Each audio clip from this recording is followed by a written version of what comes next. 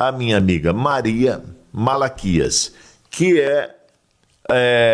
representando, nós vamos falar de vários assuntos aqui, tá? E ela tá junto com a Lucy, tá bom? Ô, Lucy, beleza, se quiser pegar o pedestal, tem o pedestal do lado, quiser colocar o pedestal no microfone, isso aí, ó, Maria Malaquias, entende do babado, pronto. Prendendo. Opa! Aí, bom dia, minha amiga. Só tem que virar o microfone certinho pra você. Isso. Bom dia, minha amiga Maria Malaquias. Bom dia, Lucy. Podem cumprimentar a população que está nos assistindo nesse instante. Bom dia, bom dia, bom dia. Meu nome é Lucy e estou aqui junto hoje com a Maria. Muito obrigada pela oportunidade. Muito obrigada, Jota. E vamos bater um papo bem legal. Maria? Oi, gente. Pode falar, vamos chegar pertinho aqui no microfone, beleza? Bom Isso. dia, pessoal, de novo aqui. Meu nome é Maria Malaquias. Hoje eu tô aqui com a Lucy, daqui a pouco também vem a Stefanie. Nós estamos na mesa diretora da nova gestão do Conselho Municipal de Igualdade Racial. Além disso, eu sou uma ativista, né, de direitos humanos, com foco em gênero e raça. E a gente hoje veio falar um pouquinho sobre a nova estrutura aí do nosso Conselho Municipal de Igualdade Racial e também da nossa atuação como promotora legal popular, que eu e a Lucy nós somos. Promotora? Legal popular. Ah, tá. E também como mulheres que defendem o direito de outras mulheres e também a gente atua aí no combate ao racismo em Sertãozinho e também na implementação de uma política municipal de igualdade racial. Tá, e a implementação está acontecendo em Sertãozinho? Bom, vamos lá. Vamos por partes. Vamos por partes. O Conselho Municipal, atualmente de Igualdade Racial, que iniciou ali em 2010, né? Era o Conselho Municipal de Igualdade da Comunidade Negra.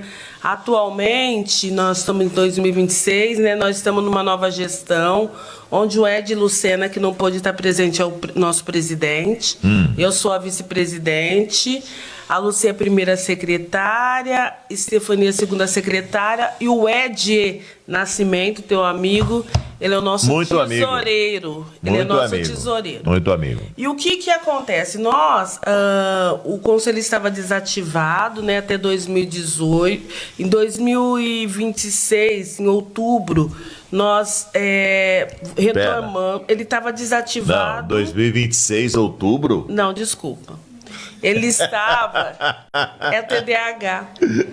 Ele estava desativado o conselho. A gestão 2024, 2026, ela teve um período.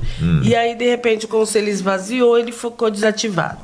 Em outubro, nós retomamos o pessoal lá da secretaria, porque o Conselho de Igualdade Racial, ele está vinculado à Secretaria de Cultura, tá? E aí houve todo um esforço do secretário, junto com algumas pessoas que nós, da comunidade, da sociedade civil, e nós retomamos esse conselho e a gente fez ali uma eleição, eu fiquei de presidente e a gente retomou. E agora a gente está dando continuidade do conselho. Bom, a política de igualdade racial, ela está vinculada à Secretaria Nacional, ao SINAPIR, que é o Sistema Nacional de Igualdade Racial. E o município, para ele fazer o convênio com o SINAPIR, ele precisa ter algumas atribuições, ele precisa cumprir algumas questões que ele ainda não tem. Alguns quesitos, né? Alguns requisitos que ele não tem. A gente tem o Conselho, que é o único órgão que trata da política de igualdade racial em Sertãozinho. E a gente não tem uma política sistemática, assim, com uma diretriz para tratar. Então, assim, as ações elas ficam muito fragmentadas. E como o município ele não tem isso, ele não tem como fazer o convênio. E qual que é a nossa proposta agora desse atual conselho? É a gente fazer o Plano Municipal de Igualdade Racial para que seja tratado uma diretriz com metas, estabelecer estratégias, para que a gente possa, além de tá reorganizando toda a estrutura, porque nós temos vários grupos, a gente tem coletivos, a gente tem associações que trabalham com a questão racial, mas isso tem que ser reorganizado num sistema para que realmente a política seja feita, para que esse combate ao racismo seja feito e para que a gente possa, de alguma forma, estruturar isso de acordo como prover aí o sistema nacional e também o Estatuto de Igualdade Racial. E a gente está com um grupo muito grande, muita gente importante. A Lucy é uma dessas que vem, que eu gostaria, depois que ela falasse um pouco dela, do trabalho que ela faz, tanto com mulheres, mas também na questão racial. E agora a gente está aí com esse grupo, são muitas pessoas. A gente teve a eleição agora, semana passada. A gente vai estar fazendo a posse desse conselho. A gente aí está esperando aí para estar marcando, né? Normalmente a posse do conselho faz com o prefeito e com os representantes do poder público e da sociedade civil. Lembrando que toda política pública que o município ela desenvolve, normalmente tem um conselho correspondente. O conselho ele vai ser composto por pessoas do poder público, que normalmente são indicados pelo executivo, pelo prefeito, e a sociedade civil, que são as representações de pessoas que desenvolvem diferentes políticas para compor esse conselho. Isso é feito através de eleição da sociedade civil e indicados pelo poder público. E aí é uma junção de pessoas do poder público e da sociedade civil que vão compor esse conselho. O nosso conselho, a proposta dele é o combate ao racismo, a política antirracista e também propor ao executivo e, junto com o executivo, caminhar nessa proposta de política de igualdade racial no município. Deu para entender? Ok. Acho que você foi no ponto, no cerne, legal, mas quais os pontos que a gente tem que verificar junto ao Poder Executivo? O que o Poder Executivo pode fazer para a igualdade racial? Por quê? Ele é obrigado a seguir uma legislação já imposta. Uhum. Ok? Beleza. Nas contratações e tudo mais. O que fazer? Como chegar a um ponto que você pode fazer, chegar para o prefeito, digamos assim, e nós estamos numa audiência no YouTube, que pelo amor de Deus, graças a Deus. A Maria Carolina, um abraço, também a Miss Schumacher, se é que se pode falar assim, também na audiência no YouTube. Bom dia a todos, fã de Manaqui, a Nádia, a Fábia e tudo mais. Beleza. Obrigado a todos, se eu estou falando o nome errado. Maria Carolina, bom dia. Também todo o pessoal no Facebook, também uma audiência enorme. Rony Moro, a Micaela Alves, Iana Alves, Silvia, todos na audiência da gente. Mas, ok. Prefeito, o senhor precisa fazer isso para que haja igualdade racial. Isso o quê? Primeiro ponto, criar uma coordenadoria de política de igualdade racial. Primeiro, o município precisa criar uma política de igualdade racial. Precisa ser uma política de governo. Nós não temos. Com uma coordenadoria, você pode estar atuando, porque assim, a política de igualdade racial é uma política transversal. O racismo, ele atravessa vários pontos. Ele atravessa na saúde, nossos corpos é atravessado na segurança pública, na educação. Desde que você nasce, se você nasce negro, você em algum momento da tua vida você vai sofrer um racismo. Existem as políticas transversais, que é o seguinte, por exemplo, na saúde, existe uma política que chama Saúde da População Negra. Não, doutor. Por exemplo, política da população negra. O que o município precisaria fazer? Criar um comitê de igualdade racial dentro da saúde para tratar da saúde específica da população negra. Criar um mecanismo para que a população negra não sofrer esse racismo quando chega nos locais. Fazer o letramento racial de servidores e tal. Por exemplo, no município, tem lá na educação, houve o ano passado, e me chamaram para fazer uma palestra junto aos professores. Acontece, por exemplo, o racismo nas escolas, e os professores não sabem como lidar, por exemplo, com o racismo. Então, quando você cria uma coordenadoria, você vai estabelecer várias políticas que estão dentro do estatuto que possa acontecer no município. O que falta hoje? Letramento racial. As pessoas sabem como que existe o racismo, mas não sabem como fazer o combate desse racismo. Uma outra coisa, ações afirmativas.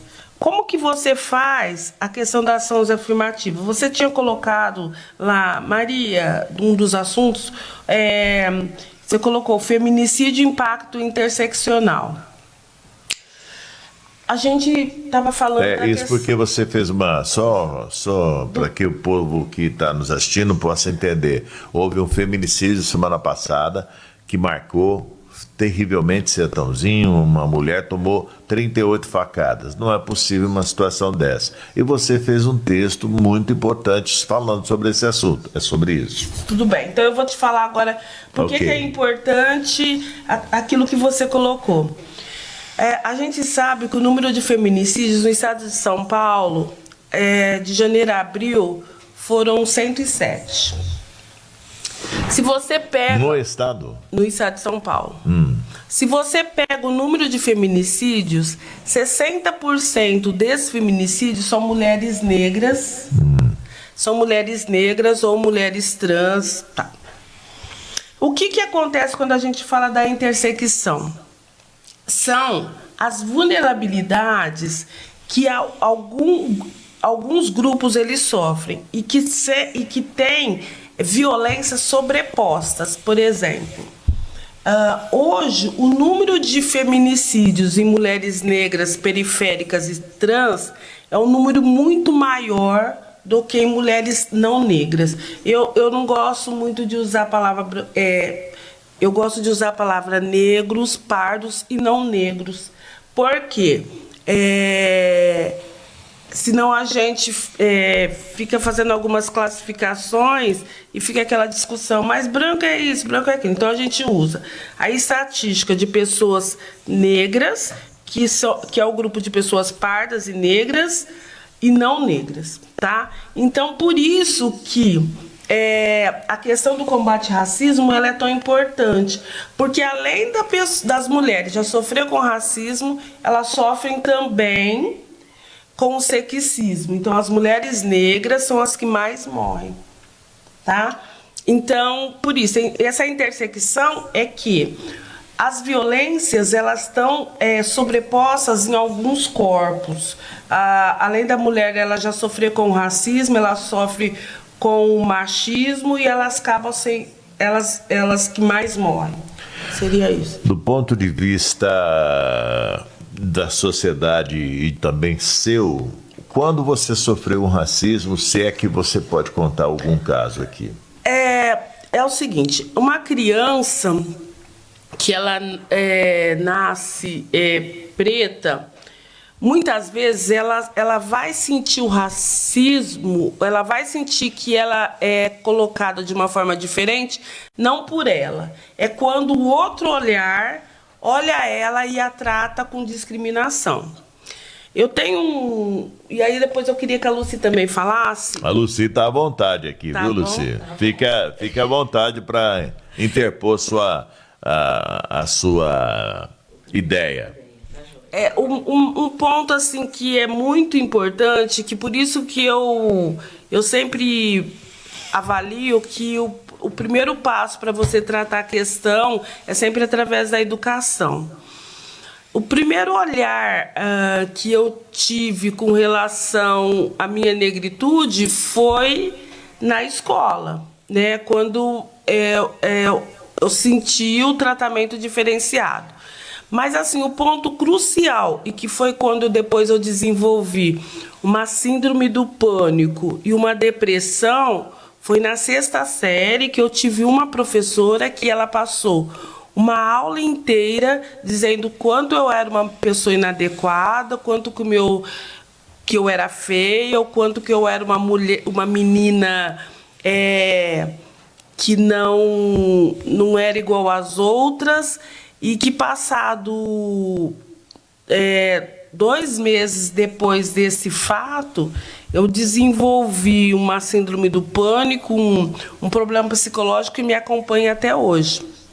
Eu tenho TAG, que é transtorno de ansiedade generalizado.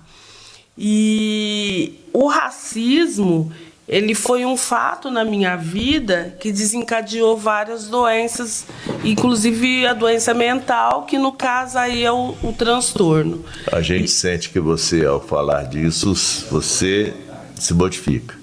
Exatamente, porque assim, o racismo, eu não sei, tem uma pessoa que tá ali e eu não conheço. É o Rubão. O Rubão, eu não sei se ele já passou por isso. Rubão, chega aqui um pouquinho pra frente pra gente olhar você. Mas eu não sei se ele já passou por isso. Mas a questão racial é uma questão muito subjetiva. Já passou por isso, Rubens? Já. Daqui a pouquinho você vai poder contar aqui também. E aí? O Rubens, você é goleiro, é isso? Jogador de hóquei. Ele vai falar sobre o hóquei. E é um negócio muito estranho, porque assim, você de repente a pessoa, ela te traz para um lugar onde ela te desumaniza. O que acontece com a questão racial? Quando a pessoa ela te aborda e quando ela te fala alguma coisa, ela te desumaniza, ela te coloca no lugar onde você não pertence àquele lugar, onde você não serve para aquilo, onde você realmente é um nada. Então, é desse lugar. E por que tudo isso? Aí a gente volta na questão da violência, do processo histórico e por que isso acontece. Nosso país, ele é desenvolvido através de um sistema escravagista, que é um sistema que onde nós, pessoas negras, os nossos antepassados eram tratados como mercadoria, onde nossos corpos eles eram desumanizados, onde você foi considerado, os nossos antepassados foram considerados pessoas sem alma, e que isso reflete em todo o nosso desenvolvimento. Então, quando às vezes uma pessoa fala que o outro é macaco, aí o que ela está querendo dizer? Ela está desumanizando, ela está colocando aquela pessoa num lugar de não humano. E isso traz marcas que elas são para a vida. São marcas que ela traz para a vida. E quando você retoma isso, você retoma essa dor, porque é muito dolorido você ser colocado nesse lugar. Então, por isso que a luta contra o racismo é uma luta de toda a sociedade, não só de pessoas pretas, mas de toda a sociedade, porque eu acredito que para você ter uma sociedade democrática, a gente fala aí de equidade, que são os lugares e os papéis onde nós, pessoas negras, podemos estar e nós temos a capacidade de estar, ela precisa ser, todo dia, a gente precisa estar desenvolvendo, lutando com relação a isso. E aí eu queria levantar um ponto aqui muito importante. Ok. A audiência bombando no Facebook e no YouTube. No Facebook aqui, o Alan Xavier na audiência, no YouTube a Nádia disse aqui, por isso, além de palestrar para alunos, temos que palestrar para a direção. A filha da Nádia sofreu homofobia. Ponto. Sim. Parabéns, Luci e Maria, pela promoção da igualdade racial, defesa das mulheres, município de Sertãozinho. A Maria Carolina. Nossa audiência, graças a Deus, bombando hoje de novo. E aí eu vou falar uma coisa dessas duas meninas. Antes, só que são do seu círculo de conhecimento. Não, são pessoas que fazem a luta. Eu fico muito feliz daqui a gente ter o espaço de onde 3 mulheres negras tá nesse espaço para poder falar sobre uma questão que nos atinge.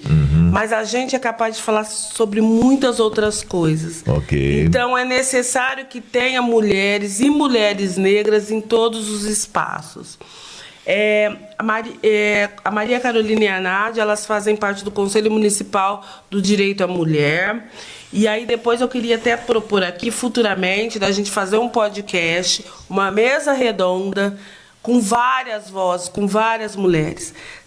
Então, eu já estou convidando você e todas essas mulheres que você quiser para virem na próxima sexta-feira com o professor Egídio, que conhece de história, que conhece de um monte de coisa, para fazer um bate-papo aqui. Tudo bem. Já aceitaram? Já aceitei. Professor Egídio, sexta-feira é contigo aqui, professor. Por que isso é tão importante? Porque a gente, e aqui essa era a proposta, é ampliar as vozes, porque assim, é muito fácil, Maria Malaquias vai, mas a gente tem muita gente fazendo muita coisa, e a gente precisa colocar essas mulheres, ampliar a voz dessas mulheres, essas mulheres precisam falar. Sim. E a gente só vai conseguir organizar, por exemplo, a gente está falando da política de igualdade racial. A gente só vai conseguir fazer alguma coisa porque hoje a gente tem um grupo muito grande lá no Conselho, muito preparado para estar ajudando o Executivo a estabelecer essa política. E a gente sempre coloca dessa forma, Jota. A gente está junto ao Executivo, propondo e colaborando para que a política seja feita. Sim, porque é importante. Porque a gente entende que a questão racial no país, ela vai ser feita numa construção coletiva. Luci, agora é com você. Aí, ó. Bom dia. E pegando essa emenda da Maria, eu sou empreendedora, sou manicure e tenho um salão. Ok. Pronto, então já vou falar. Vamos colocar a tua propaganda aqui, ué. Vamos! Aí, ó, pronto, já fazemos qualquer negócio, Isso aí. E esse trabalho eu já faço com algumas mulheres lá no salão. A gente tem tipo uma cooperativa, a gente brinca que é cooperativa. Eu e a Natália Almeida, eu e a Natália Carlini, é manicure, mas tem a Neide, que ela vende crochê. Tem a Mazé, que vende Natura, Avon, todos os produtos que ela tem lá, fica lá também. Tem a Anne Jaqueline, que ela borda chinelo e faz pompom. Então, uma ajuda a outra. Esse trabalho eu já faço lá com as minhas clientes. E a Maria propôs isso para mim. Luci, se forma, faz a PLP. Eu me formei, sou PLP também. E através do conhecimento que eu obtive lá com as meninas na PLP, eu comento no dia a dia com as minhas clientes. Porque lá é um local seguro, onde elas desabafam os problemas que elas têm no dia a dia. E elas sabem que eu busco conhecimento, elas me perguntam.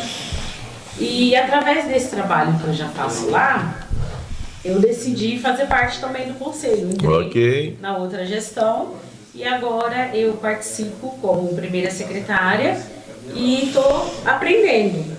A luta a gente já faz, a vivência a gente já tem no dia a dia, a gente sofre violências no dia a dia, violências, não sei se é essa fala que fala. Sim. Todos os dias a gente vive.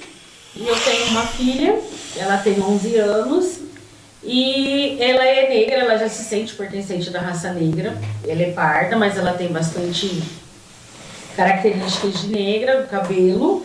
E ela sofre muito também nas escolas. E é isso que eu busquei quando eu procurei o conselho, né, Maria? Sim. Fui buscar informação para poder passar para minha filha, para diminuir o que eu vivi na infância e que, pelos conhecimentos na época dos meus pais, eles não tinham. E hoje eu busquei e busco e estou buscando. Deixa eu só dizer o que é as promotoras legais populares. As promotoras legais populares é um coletivo de mulheres onde a gente, através da educação popular, é uma iniciativa.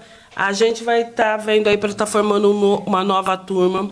Sim. A gente busca, através dessas reuniões, essa educação popular, tá desenvolvendo uma educação jurídica, a mulheres que são lideranças, a mulheres que sofrem violência e que não sabem identificar. O objetivo é ensinar noções práticas de leis, de direitos humanos e cidadania. É capacitar essas mulheres a identificar os tipos de violência e como ela pode estar ajudando outras mulheres que estão passando por esse mesmo problema a poder identificar e também se organizar para que o nosso município ele possa, de fato, formar a rede protetiva de atendimento à mulher. E aí, Jota, eu preciso... eu vou falar mais alguma coisa, e aí eu vou chamar a Stephanie, e aí eu vou deixar as duas meninas aqui. É o seguinte... Quando a gente fala da questão da violência contra a mulher, então eu vou terminar com o conselho. Então, o conselho ele já está instituído. Futuramente a gente pode estar voltando aqui para falar só do conselho. Sexta-feira você vai voltar. Tá. Não tem desculpa. Tá. Já aceitou, já era. Tá. E aí, com relação à questão aí da violência contra a mulher. Uhum. A gente sabe que a gente estava falando a gente está falando da política de igualdade racial e a gente sabe que há uma ineficiência do município também na política do direito da mulher, porque hoje a gente só tem o conselho da mulher, a gente tem as portas de entradas o que são as portas de entrada? Quando uma mulher sofre violência, ela tem vários lugares que ela pode estar indo. Tem as UBSs, tem os CRAS, tem a UPA, escola, CCI, tem vários lugares. Ok. Quando ela sofre violência, é necessário a delegacia da mulher, a delegacia especializada. Tal. Conhece a delegada? Conheço. Doutora Rafaela? Conheço. Conhecer uma delegada, a gente conhece todo mundo aqui na cidade. E aí, o que acontece? Só que o município, ele precisa estar preparado para receber essa vítima e o município precisa também dar um suporte para essas vítimas. Hoje, o município, ele carece de muita coisa para esse atendimento, para essa rede protetiva funcionar de fato. Uhum. Por quê? Uma das nossas lutas, eu acho que de todas as mulheres, é que as delegacias especializadas da mulher, elas funcionem 24 horas. O nosso município, assim como muitos outros, não funciona, né? Ele funciona de segunda a sexta-feira, das 8 às 17 horas. E isso está de desacordo com a necessidade real de atendimento. Aí o que acontece? Há muitos relatos também recorrentes que apontam extrema dificuldade para essas mulheres registrar os boletins de ocorrência e solicitação de medidas protetivas, além de práticas institucionais que desencorajam essas vítimas de violência. E aí depois a Stephanie vai estar falando um pouco sobre isso. Muitas vezes, quando essa mulher ela vai até o serviço, ela não é atendida por outras mulheres com capacidade de entender esse problema. E elas acabam sendo revitimizadas. Tá? Quando você sofre uma ridicularização por parte... tipo assim, mulher... Eu vou citar um caso assim que é problemático. Por exemplo, a mulher vai até uma delegacia acusar o marido de estupro. Uhum. É uma coisa que... mas é teu marido. Uhum. Mas é estupro. Uhum. Acontece isso? Muito. Porque o que acontece? A gente sabe que 70% dos casos de violência, desses homicídios que eu falei...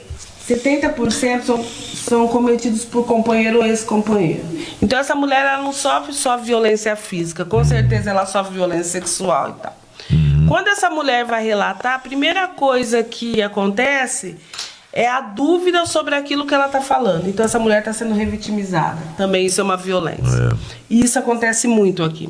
Então, assim, o conselho... Eu até quero fazer essa mesa redonda e essa proposta, porque o conselho hoje, que é o único órgão, além da delegacia, ele tem tido muitas denúncias desse não cumprimento desse direito que está na Lei Maria da Penha, que é direito básico. De que a hora que essa mulher chega lá, ela seja acolhida, ela tem uma escuta dessa questão e esse problema vai para frente. Porque é o seguinte, a mulher ela denuncia um estupro desse companheiro. Ela não iria até ali denunciar uma coisa que não aconteceu. Você entendeu? Então, a primeira medida que é colocada é a dúvida sobre aquilo que essa mulher está falando. Então, mas isso é uma questão cultural, patriarcal, que o cara ele acha que ele é dono do corpo daquela mulher e que ele tem direito. E que isso a gente sabe que tem que mudar. Por que hoje os casos de feminicídio eles têm aumentado muito? A partir do momento que a mulher ela começa a denunciar e ela começa a dizer que não é não, o cara ele fica muito mais violento porque ele acha que aquilo é uma afronta. Ele não consegue entender que ele não é dono, ele não tem posse sobre o corpo da mulher. Então, muitas coisas hoje ela tem acontecido também por isso. A Nádia está falando aqui, ó, lembrando que a violência não é só física, é sexual, psicológica, matrimonial. Igual direito às mulheres com casamento homoafetivo. Tá. E a gente precisa estar falando também da questão das mulheres trans, das mulheres lésbicas, que sofrem uma violência muito maior, em alguns casos, por as pessoas não aceitarem que a orientação sexual ela é de cada um. O que me importa, eu vou agora usar um termo assim, o que me importa é saber com quem que você dorme e como que você usa a sua sexualidade, de que forma que você tem a sua sexualidade. Isso para mim não importa, o que vai me importar é o seu caráter, a forma como você vive, como que você conduz a sua vida, a sua relação com os outros na sociedade. Então, assim, a gente sabe que há uma questão muito conservadora em cima disso, que aí é um papo que a gente depois vai fazer na mesa redonda. Só que aí agora eu vou deixar a Stephanie, porque senão só eu acabo falando. Tá certo, então. A gente vai a um breve intervalo comercial e voltamos aqui com a Stephanie rapidinho. E ainda hoje vamos falar sobre hóquei, sobre patins, Copa Brasil de hóquei sobre patins. Rubão tá aqui, ele vai também poder explicar um pouquinho. Se posso chamá-lo assim, ele faz parte desta comunidade aqui. Posso chamar assim você, Rubão? Claro. Não, deixa eu ver com ele lá. Rubão, levanta aí, Rubão. Pode ser?